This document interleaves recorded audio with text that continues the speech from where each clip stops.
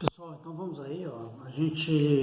Eu pedi para que vocês fizessem as questões, né, referente à formação do Estado moderno, ou do Estado Nacional moderno, como também é chamado, né? Então vamos lá. Na primeira questão, acompanhe aí juntamente comigo, tá? Pegue a apostila, um pouquinho de eco, mas vamos lá. Você tinha que basear nas figuras que aqui estão, né? Na página 13, página 4. Então, vou ler a legenda. Vou ler a pergunta com vocês. Ó. As pinturas que representam as imagens dos reis não servem apenas para simplesmente retratá-los. Elas podem também transmitir ideias e mensagens sobre esses monarcas. Monarcas e rei é a mesma coisa, tá? Lembra? Mono é um. Arca vem de arquia, que significa poder, governo. Monarca, poder de um, tá? Então é um, isso mostra um só, um que manda. É só um que manda, o Todo-Poderoso, tá? Por isso que esses monarcas, esses reis, depois eles se transformarão em reis absolutistas. O que é isso? Um rei todo-poderoso, um rei absoluto, né? Que vai estar acima da lei, tá? Ele pode fazer o que ele quiser, o que ele deixa de fazer, o que ele não deixa de fazer, não dá satisfação. Isso é o absolutismo, que são os reis os monarcas que vão se configurar aqui nesse Estado nacional moderno, nesse Estado moderno que é da Idade Moderna, tá? Então, voltando aqui. Elas podem transmitir ideias e mensagens sobre esses monarcas. Com isso em mente, faça o que se pede nos exercícios a seguir.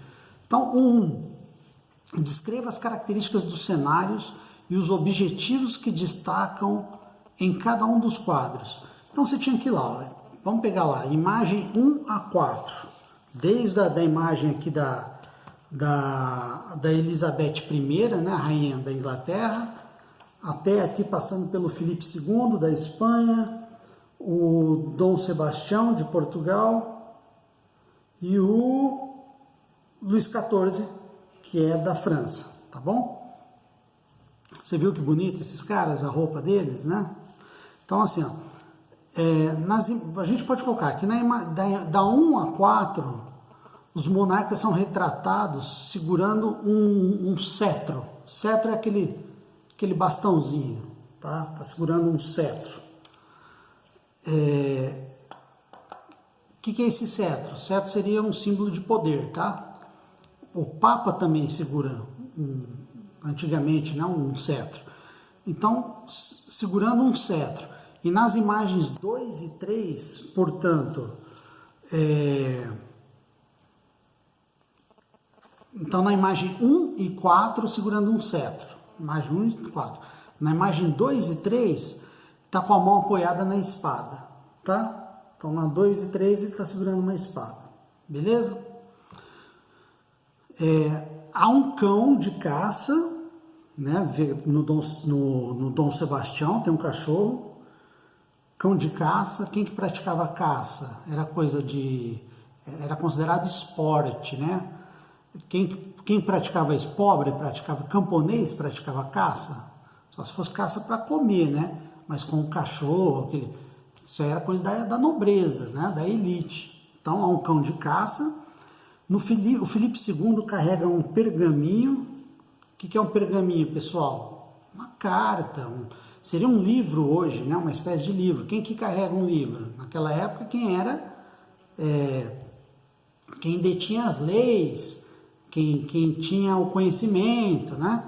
Então carrega um pergaminho. No retrato da Elizabeth I e no Luís XIV, há uma coroa, tanto na Elizabeth I como no Luís XIV, e todos os monarcas usam armaduras ricamente, né, decoradas. Rica em decoração, ricamente decoradas. Tá bom? Então é isso que você tem que observar. Você tem que escrever isso que você está observando. Não interpretar, nem mais nem menos, só o que você está observando, sem interpretação. Agora vamos lá na 2. Explorando os conhecimentos que você tem sobre reis, Analise os elementos destacados nas imagens, agora para fazer análise, e sugira os significados possíveis para cada um deles. Então vamos lá, o que você deve destacar, pessoal? Em geral, esses símbolos estão relacionados com o exercício do poder de parte dos reis, né? Então, a espada, o pergaminho, a coroa, o cetro, espada, né? O que é espada? Espada é um instrumento de guerra, do exército, né? Então isso mostra que ele comanda o exército, né? Então vamos lá, vamos um por um. Cão, 2 pontos. Cão, símbolo do poder, da nobreza, do rei e de seus privilégios. A caça era uma prática exclusiva dos nobres, tá? Quem fazia a caça era nobre, correto? O outro elemento, o pergaminho, mostra o domínio da função legislativa, o domínio de legislar, de fazer as leis, de escrever as leis, legislar, tá? Então quem que domina isso? O rei. Então o rei dominava a legislatura, ele era legislado, ele fazia as leis, ele aplicava a lei e ele julgava as leis. Então ele dominava os 3 poderes numa figura só: executivo, legislativo e judiciário. Ou seja, o cara era tudo, né? Então ele todo o poder tanto de fazer a lei, de julgar a lei e de aplicar a lei. Então os 3 poderes ele concentrava o executivo, o legislativo e o judiciário, tudo na mão dele. Ele tinha os 3 poderes na mão dele. Então o pergaminho seria um símbolo disso. O cetro. O cetro é outro importante símbolo de autoridade do monarca, tá? Então aquele bastãozinho chamado cetro era um símbolo uma simbologia de poder, tá? Então quando o cara estava com um bastãozinho é porque ele era poderoso. A coroa. A coroa é o mais famoso de todos os símbolos de um rei, né? Todo mundo conhece. Ela ressalta a posição de destaque que o monarca tem entre a nobreza de seu país. Então a coroa está acima dos outros nobres. Ele é um nobre dos nobres, né? Tá? Demonstra que ele está acima dos demais. Mesmo não basta só ser nobre. Ele está acima ainda dos nobres. Ele é o maior dos nobres, tá? Então a coroa é para isso. O globo, percebe que o globo planeta, né? O que significa o globo na mão da Elizabeth I, da rainha Elizabeth I? É um símbolo,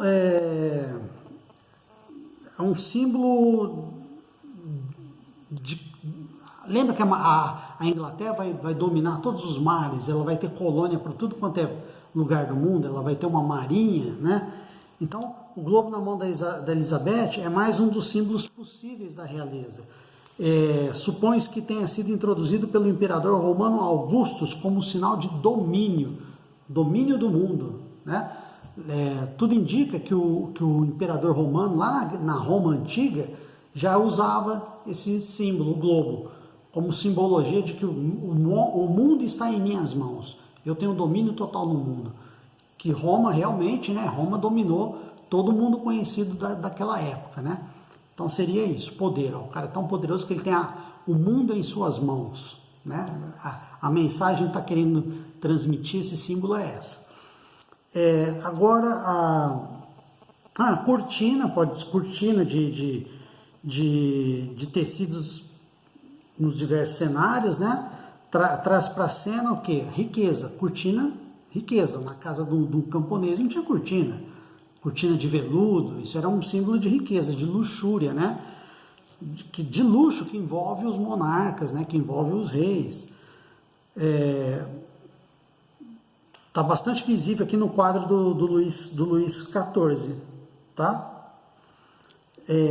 Mais o que? Armadura, importante símbolo do que? De poder, de força. A armadura é um símbolo de militar, de luta, né?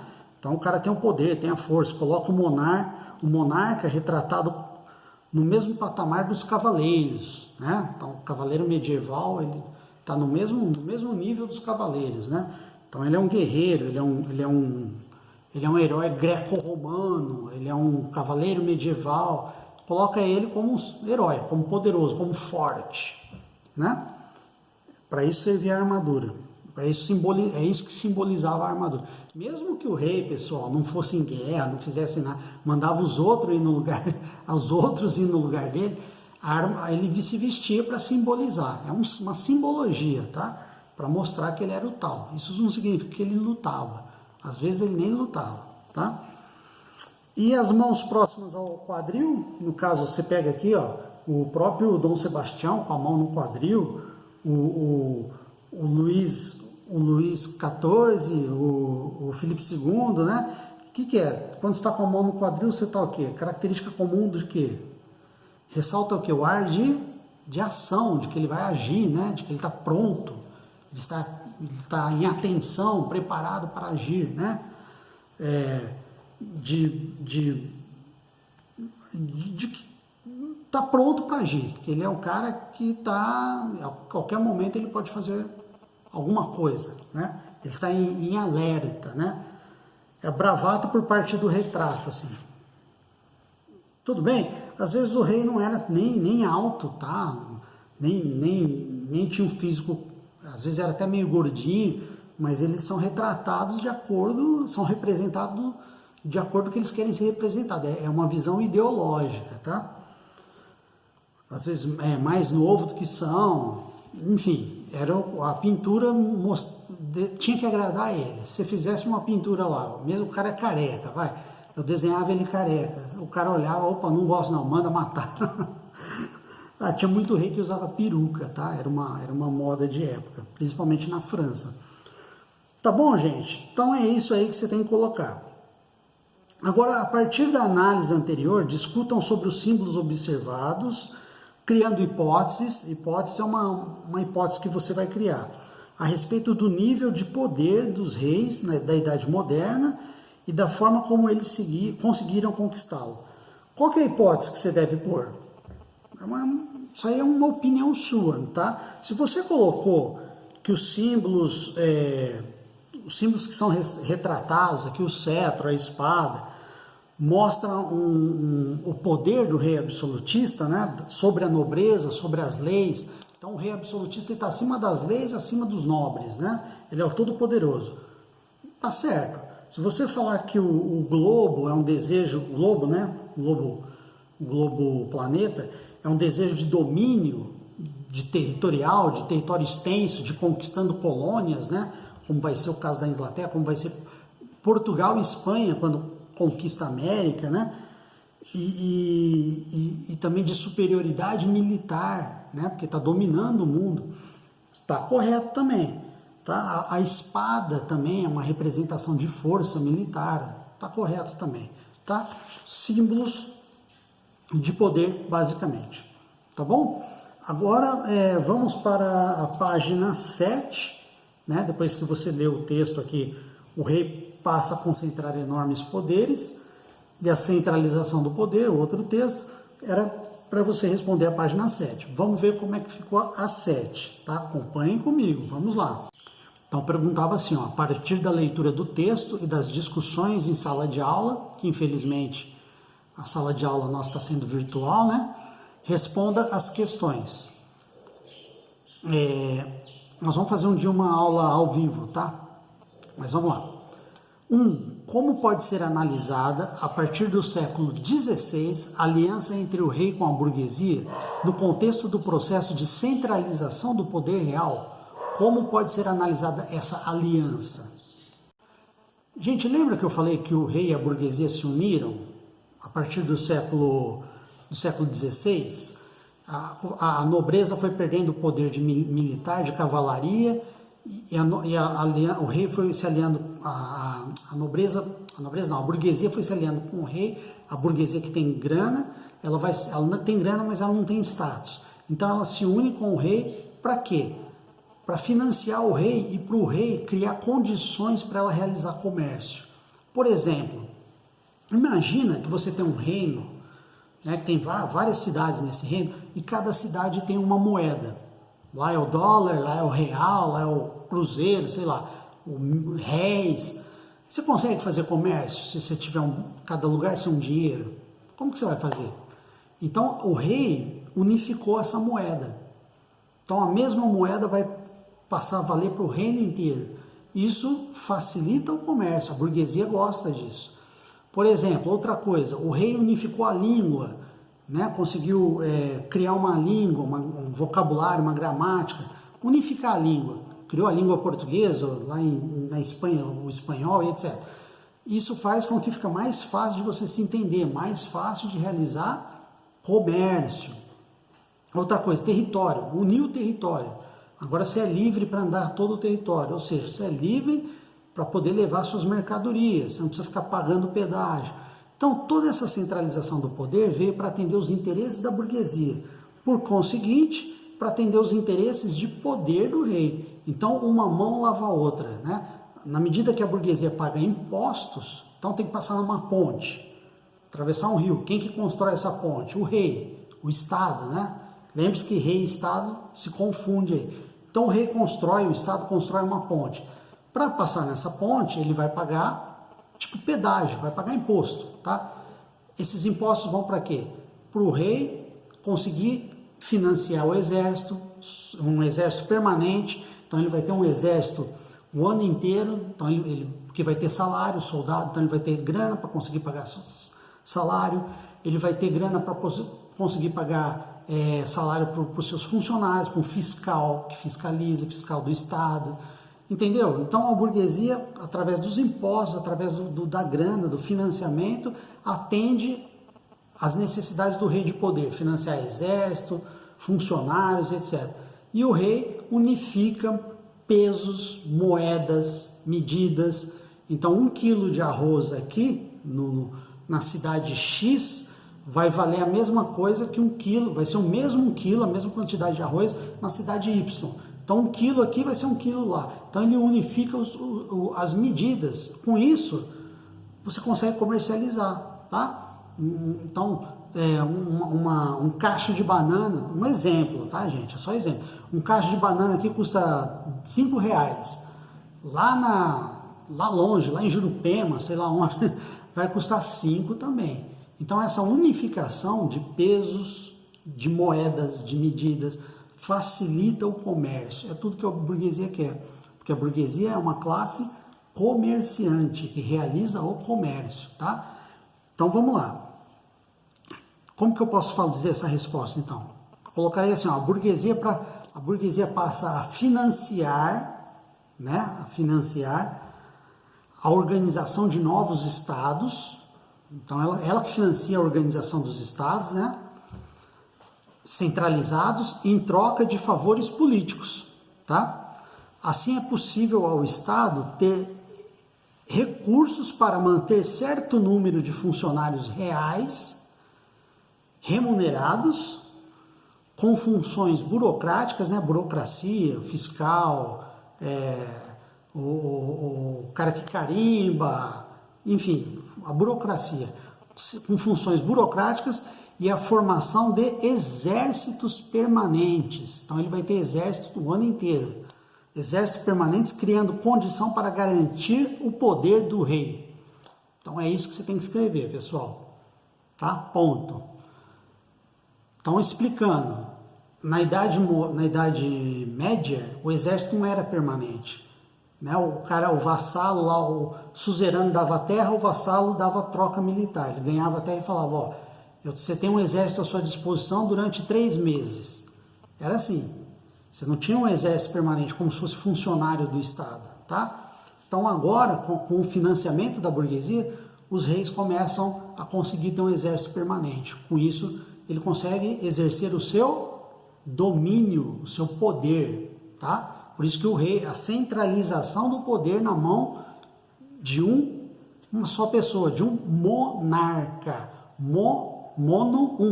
Arca, poder. O poder está na mão de um só, tá? Vai centralizando o poder e vai virando um rei absoluto, um rei absolutista, que é o nome correto. 2. Quais foram as vantagens obtidas pelo rei e pela burguesia ao firmarem essa aliança? Qual que é? O rei obteve recursos financeiros para aumentar os seus poderes.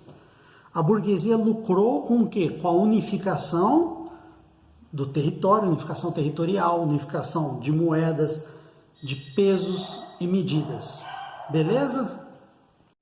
Além disso, a burguesia passou a ter mais segurança para exercer suas atividades, tá? Suas atividades comerciais.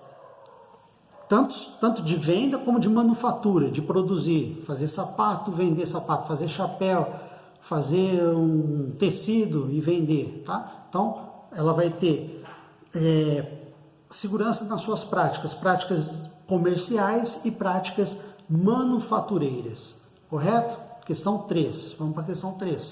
A 3 perguntava assim: a partir de sua leitura, explique o conceito de centralização política. O que você acha que é centralizar a política? Centralizar no quê? Poder na mão do rei. A política, tudo que se faz num estado, tudo que se faz num país, né? Fazer a política de agricultura, a política de saneamento, a política de finanças. Então está tudo centralizado na figura de um rei, de um corpo burocrático que obedece esse rei, né? Isso é centralização política. Então, centralização política está no conceito de concentração. Então você poderia colocar, você devia levar em conta que a centralização significa a concentração de poderes e fazeres políticos, né? Acho que essa palavra fica boa.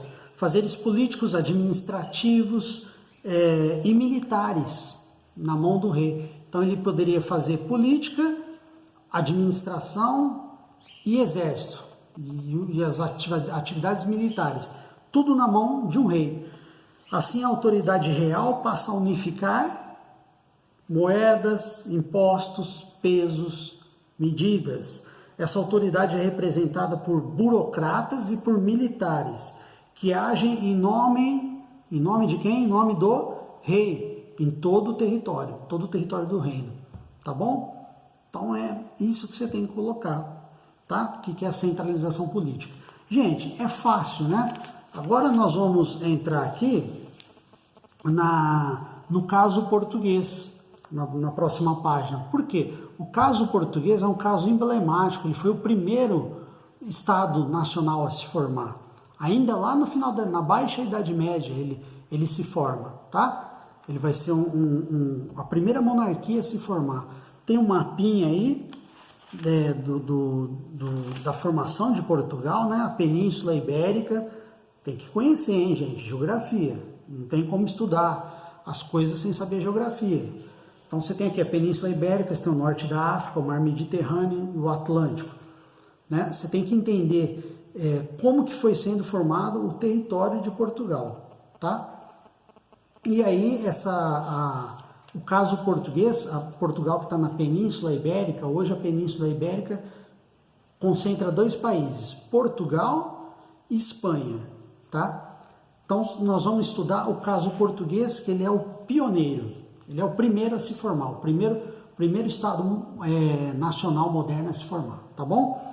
Então, vou pedir que vocês leiam a teoria e depois eu vou explicar e fazer a correção, tá? Então, vocês vão ler a teoria,